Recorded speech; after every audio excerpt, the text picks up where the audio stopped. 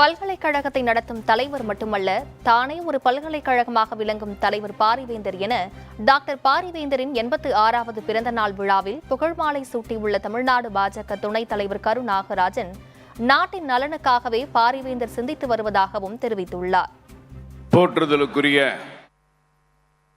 ஐயா பாரிவேந்தர் அவருடைய இந்த பிறந்த நல்லாளில் வாழ்த்துகிற வாய்ப்பல்ல, வணங்குகிற வாய்ப்பு கிடைத்திருக்கிறது. ஐயா பாரிவேந்தர் அவர்களை பொறுத்தவரை பலமுறை அவரை சந்தித்து பேசியிருக்கிறோம்.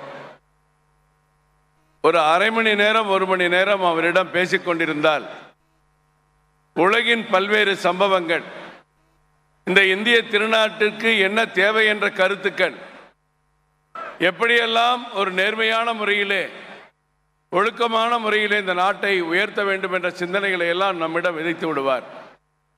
அந்த அளவிற்கு ஒரு பல்கலைக்கழகத்தை நடத்தக்கூடிய தலைவர் மட்டுமல்ல, பல்கலைக்கழகமாகவே விளங்கக்கூடிய தலைவர்.